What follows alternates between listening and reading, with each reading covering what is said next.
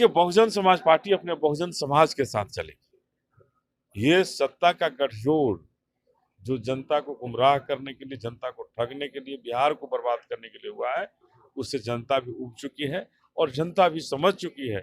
ये गठजोड़ हमारे लिए नहीं, ये गठजोड़ सत्ता सुख पाने के लिए है। इसलिए इस बार जनता सबक इन दोनों ही गठबंधनों को सिखाएगी और बहुजन समाज पार्टी की सरकार तो बहन मायावती जी के नेतृत्व को क्यों नहीं स्वीकार करते हैं? उस समय क्यों पीछे हट जाते हैं? उस समय बहन जी से बात भी नहीं करते कि आप नेतृत्व कीजिए हमारा। 2025 में निश्चित रूप से बहुजन समाज पार्टी जीतेगी। एड़ी चोटी के एक हमारे कार्यकर्ता यहाँ के जो भी हमारे साथी हैं लगाएंगे और लगा दिए हैं और निश्चित रूप से बहुजन समाज पार्टी इस सीट को जीतकर बहन मायावती की झोली में डालेगी। चुनाव नजदीक है और आप लगातार जो हर एक जिले का दौरा कर रहे हैं, कार्यकर्ता सम्मेलन कर रहे हैं, क्या मैसेज देने की कोशिश है? देखिए, आज हम राजपुर विधानसभा में हैं और राजपुर विधानसभा को जीतने की तैयारी हम लोग कर रहे हैं। क्योंकि राजपुर का विकास अवरुद्ध है। ये जनता दल यू और भारतीय जनता पार्टी की गठजोड़ की सरकार में राजपुर को एक अलग ही टापू बना दिया गया है कि न यहाँ अस्पताल की व्यवस्था ढंग की है, न यहाँ पढ़ने की कोई व्यवस्था हो पाई है। इन सारी व्यवस्थाओं की लड़ाई हमारी माताओं बहनों के लिए आज भी टूटे फूटे झोपड़ियों के घर है, आज भी पक्का मकान नहीं मिल पाया है।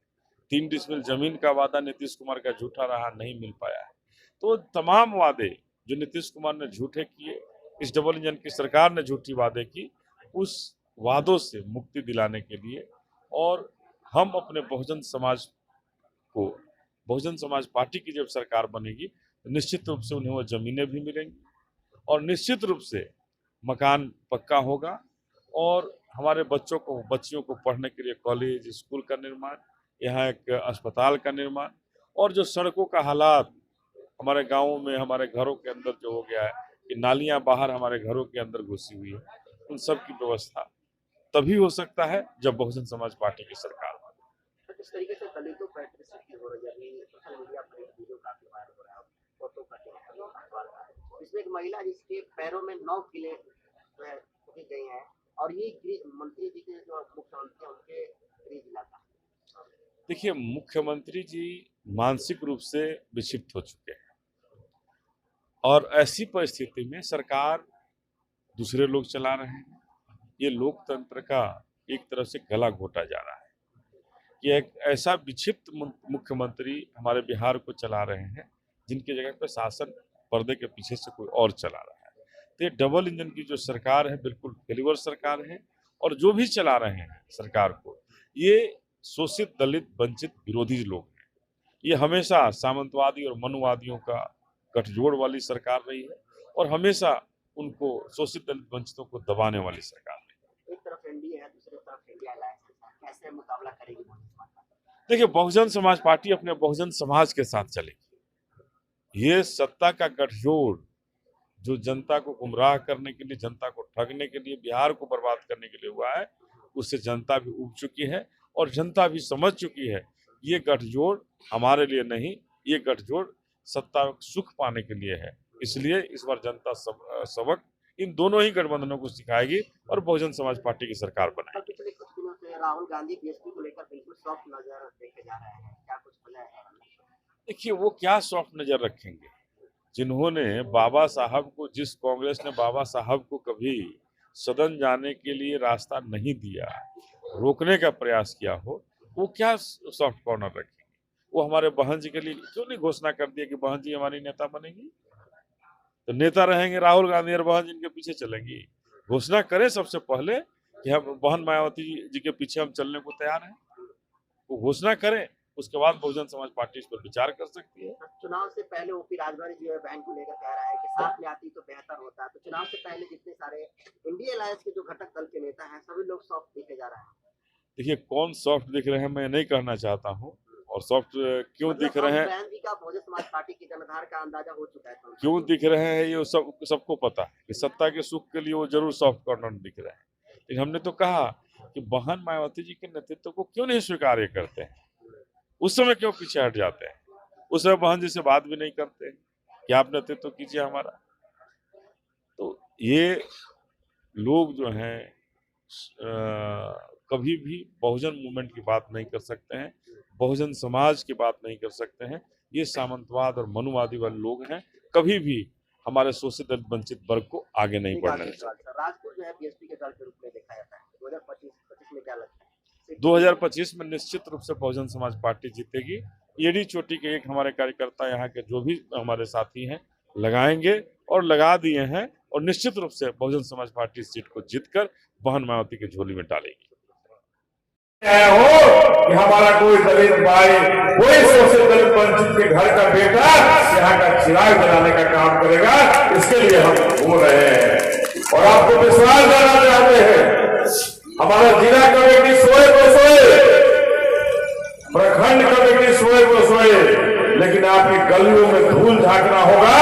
आपका बेटा, आपका भाई अनिल राजपुर की गलियों में धूल झांकेगा, लेकिन राजपुर को तैयार करेगा और राजपुर को जिताकर बहन जी के झोली में डालेगा। ये मैं विश्वास देना चाहता हूं आपको, एक विश्वास देना चाहता हूं कि मैं पीछे बोलने वाले में नहीं हूं। मैं राजपुर को कहा हूं कि जीत कर दिखाऊंगा, और इसके लिए चाहे जो करना होगा करेंगे, लेकिन राजपुर को किसी भी परिस्थिति में जीतकर बहन मायावती के झोली में डालेंगे और बाबा साहब के सपनों का राजपुर बनाएंगे।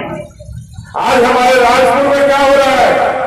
सड़कें नहीं है, हमारे गांव में हमारा जिधर घर है उस घरों के तहत अधिकांश घरों में नालियां सड़क के ऊपर है, हमारे घरों के ऊपर पहुंचता है। वह लग रही है बात, हमें इसको ठीक करना है। ये कौन लोग ठीक करेगा? क्या आरजेडी वाले ठीक करेंगे कि जदयू वाला जैसा घूम फिर के कहता है कि हमें बहुजन मूवमेंट से निकला हुआ हमारा बहुजन समाज का दुश्मन वो ठीक कर देगा हमारे गरीब दलियों को? गरीब लोग देंगे कभी ठीक करेगा तो आपका बहुजन समाज पार्टी का जो हाथी से निकला हुआ कोई होगा, जो हाथी की सवारी करेगा, वही हमारे गली और नलियों को ठीक कर सकता है। नहीं तो दूसरे के किसी के बाजू में दम नहीं है कि हमारे गलियों को ठीक करेगा।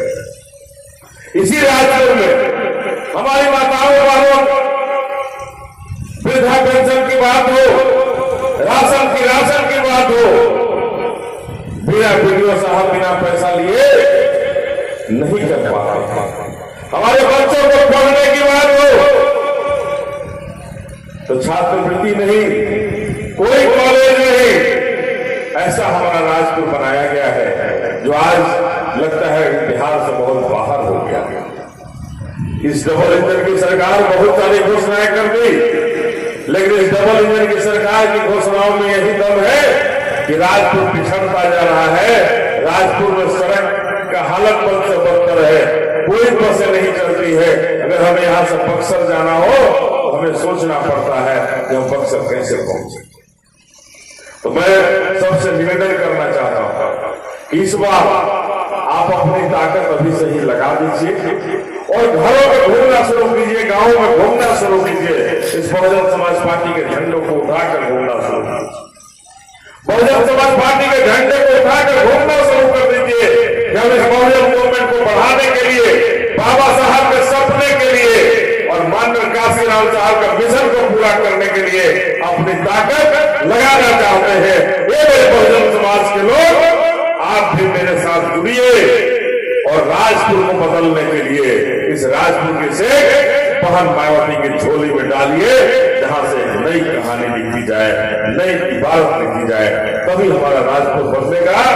और तभी यहाँ राजपुर में जो बैठे हुए आरजेडी, जदयू और कांग्रेस और बीजेपी के जो लोग हैं, उन सब की बोलती बंद होगी और आप जो बहुजन मूवमेंट वाले जो लोग हैं, जो अम्बेडकरवाद को आगे बढ़ाना चाहते हैं, वो आगे बढ़ पाएंगे। आज देख रहे हैं आप कि लोकसभा में जय भीम राहुल में हमारे बाबा साहब को अपमानित किया जा रहा है कि जय भीम में क्या रखा है। कहा था लोगों की जय भीम में क्या रखा है? भगवान का नाम लोगे तो सीधे स्वर्ग जाओ। लेकिन मैं तो यही कहना चाहता हूं कि जय भीम में वो ताकत है, जय भीम में मेरा मान है और जय भीम में ही मेरा स्वाभिमान है।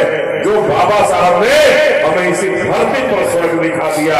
तुम मरोगे तो कहां जाओगे हमें नहीं पता है, लेकिन बाबा साहब ने हमें हमारी धरती पर स्वर्ग दिखा दिया। वही हमारे भगवान हैं, वही हमारे सब कुछ है, इसके अलावा कुछ नहीं हो सकता।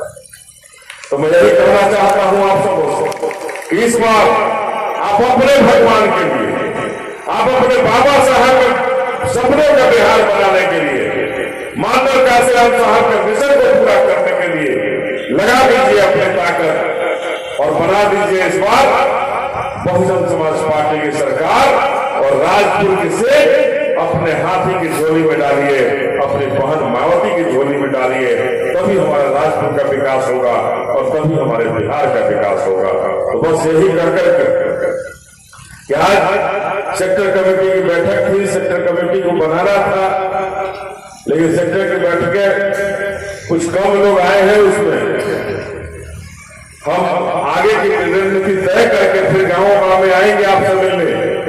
जिन पंचायतों का नहीं हुआ उन पंचायतों में जाएंगे और अपने से पंचायत कमेटी बनाकर हम ऐसी तैयारी करेंगे कि राजपुर विधानसभा किसी भी परिस्थिति में जीतकर अपनी बहन मायावती की झोली में डाल दे।